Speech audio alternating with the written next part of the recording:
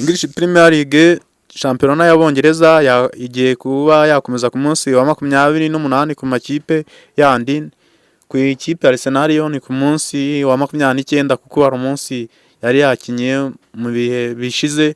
Ku munsi wa 27 ubwo yawukinaga niyo yabashije kuwukina, ariko ubu ngubu izakina ku munsi wa 29, izindi ikina ku munsi wa 27. Rero shampiyona y'Ubwongereza yagarutse ku rusi iri hagati y'amakipe yombi, yaba Manchester City n'ikipe ya Arsenal. Ikipe ya Manchester City izaba yakira ikipe ya Leeds United ku isaha isa 9:30. Muri uko kuyakira ubona ko gahunda cyangwa target y'umutoza Pep Guardiola ari igikombe ashaka. Gusa tutabitinzeho cyane, ikipe ya Leeds United ni ikipe Man City isanzwe ishobora, kuko nta byinshi twakitega, nta n'imidasanzwe. Mu by'ukuri ikipe ya Manchester City iyo igeze muri kuruse y'igikombe bigeze mu mikino nka 12 ya nyuma, ikipe ya Manchester City irigaragaza kandi igerageza ko yakora nka journée nka 12 twagiye tubibona mu bihe byashize, aho yagiye ikora match 10 zikurikiranya. Match kenshi cyane ugibona yuko iyo yakoze ikosa yaba yakora nko kunganya gusa, ubundi gahunda target yogeze muri journée za nyuma za mbere. Ubundi Pep Guardiola yakimara gutangira kuruse ya shampiyona ubona araza nta bidasanzwe akora. Game za mbere zibanza akora zita zivanze draw win, ariko ageze mu gihe cyo kuvuga ati twagiye ni igikombe. Sasa rero iki nta gukorera no kuzakorera match 10 hagati y'10 na 12 yarazikoze. Ikintu twiteze nuko azakora resulta kuri Leeds United. Nta Leeds United usa nkaho nayo iri mu marembera, nta bidasanzwe nubwo match iheruka yanganye na Aston Villa, ariko Aston Villa nayo ikomeje kugaragaza yuko nta bidasanzwe. Gusa yagerageje kugora amakipe yaba gutsindira Man City 1-0 igatsindana Arsenal 2-1. Match yabanje yo kwishyura irya kurya 4, wumva yuko Aston Villa atari kipe ikanganya, ariko turabizi ko mu Bwongereza nta kipe yoroha ihari, bishobora gutungurana rero ikaba yakora amanota kuri Man City. Gusa ntabyo twiteze. Ikipe ya Man City ifitemo injury break, nubwo harimo abakinnyi nyine bamwe bagarutse, benshi bari kugenda baza neza, harimo abataraza. Nk'ikipe ya Man City mu bakinnyi yaba bari injury harimo Max Martin nk'umudefenseri, Jeremy Doku ntago araza neza, Jessica Vadiolo we birazwi ko yavunitse igihe kirekire, bishoboka ko uno mwaka atazagaragara muri no mikino yo kwishyura, na Mateusz Kovacic naye ntago arabasha kuza. Ikipe ya Leeds United muri injury hariho bita Okufa, ntago ahari kuri no mukino. Gusa nta bakinnyi benshi bura. Tujya tukunda kubona amakipe ariko manuka aza kurwana ku makipe makuru akayabuza amanota, akayabuza igikombe. Twagiye tubona mu bihe byashize Arsenal yagiye buri gikombe ikibishishijwe n'amakipe matoya, ikagerageza gukora match nini igacyura win, ariko yagera ku matoya igasitara, bikaba ari mu bintu bibuze igikombe. Rero nko rero mu Man City nubwo tudakunda kubona ikora amakosa nk'ayo ngayo, byashoboka buri match game to match, game kuri game tubona yuko Man City hari impinduka muri match nk'eshanu ziheruka, kuko ifitemo cyo kwitwa kukunganya nabwo yangije na Tottenham muri match 5 ziheruka. Ahanga nta bidasanzwe baharandi bashobora kuzigaragaza. Barani Shiriki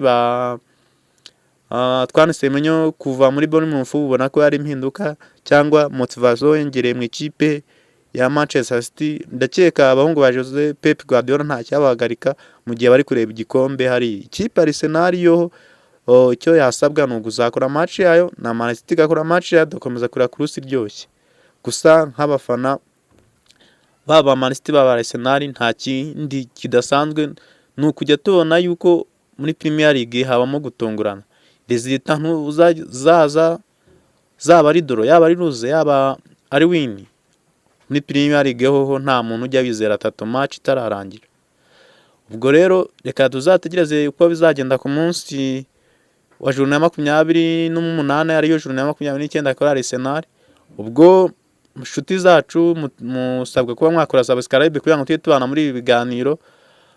Dukomeze kundi mukino w'ikipe y'umukeba wa Man City ariyo Arsenal nayo mu by'ukuri ishaka igikombe, imaze igihe kirekire itakibona, imaze imyaka isaga muri 20 itabona igikombe cya shampiyona, ariko ubu ngubu gahunda ni igikombe. Yaba Mikel Arteta nawe akeneye igikombe kandi yubatse projet. Mu by'ukuri kubaka projet ntago ba successful cyangwa zitanga umusaruro. Rero azaba yakira ikipe ya Chelsea. Ikipe ya Chelsea match iheruka na Arsenal nabwo yari muri semi final, ubwo ikipe ya Arsenal yabashije kuba yatsinda igitego kimwe ku munota wa nyuma. Ikipe ya Chelsea yagaragaje kwihagararaho cyane. Ikipe ya Chelsea na match ngira ngo ibanza muri shampiyona byangaje kimwe kandi ikipe ya Chelsea yari yabonye umutuku. Biza kurangira ibonye match baye kimwe. Mu by'ukuri nk'ikipe ishaka shampiyona ishobora kuba yakigaragaza, gusa mentality yo gushaka shampiyona ni uguhozaho game to game, ugaruka ukora resultat nzima. Kandi niba ushaka ko nyine ukora marato y'igikombe, ugomba gutsinda izo kipe muri competition cyangwa muhanganye, kugira ngo n'ubutaha next time wongere ugaruke wongere utsinda. Donc uruganda bwa marato y'igikombe ni ugukora game to game, kugira ngo n'abafana ba Arsenal nabo bakunze kugaragaza ubwoba batangire bakugirira icyizere, bakwizere, ntube Mikel Arteta wo gushima umunsi umwe. Rero ikintu Mikel Arteta asabwa ni ugukora match ye ataritaye ngo kuba yakinye nyuma. Twagiye tubona match zimwe na zimwe akina nyuma ya Man City agakora match zitari nziza. Ahangaho ikipe ya Chelsea amenye ko nta gushinyika guhari, nayo ikeneye kuba yakora resultat. Mu by'ukuri twabonye yuko niyo watwara igikombe muri Premier League uba wagorwa cyane, uragorwa n'andi makipe, nta kipe igeraho ikorohere. Pep Guardiola niwe yaravuze ati mu by'ukuri kuba ku mwanya wa mbere nicyo kintu gitera pressure cyane. Rero kubona Pep Guardiola we ahari ikipe ikaba umwanya wa mbere igihe kirekire, bakazaza gahunda ari nko kudepansa bimwe dukunze kubona mu magare, nuko azi neza yuko Premier League uburyo itwarwa. Rero nk'ikipe ya Arsenal ubwo ikintu ikwiye gukora cyayo ni ugutsinda match zisigaranye yose, ititaye ngo Man City ngo yatsinze yatakaje ibindi bikazibarira, kuko Man City yo nta mishinyiko ababizi neza. Nk'ubu turebye nk'abakinnyi batazagaragara ku mukino wa Arsenal, harimo Kai Havertz na Mikel Merino barashidikanywa ko kuri iriya match batazaza. Kuri Chelsea abashidikanywa harimo Estivao, Cucurella, Joe Gomez, Fofana, Rovia n'abandi benshi bakirimo bashidikanywa. Gusa ntago anaba hari icyo nakubwira cyo abakinnyi ba Chelsea ni abana mu bato mu myaka, ndetse nubwo harimo abakuru, harimo classique generation zegeye hejuru n'iziri hagati n'iziri hasi. Gusa ikintu bakora baza agaciro ka match nkuru. Twatunguwe cyane nk'ikipe ya Chelsea ubwo yatsindaga ikipe ya Paris Saint-Germain kuri finale y'igikombe cy'isi cy'amakerebi, habayeho gukora nyine resultat zifatika zitunguranye. Ubwo rero n'ahangaha bazi yuko Arsenal ari ikipe nkuru, kuba baza bakanganya si igitangaza rwose. Ubwo ikintu Mikel Arteta we ni ukuza yikuyemo ibintu by'ubwoba.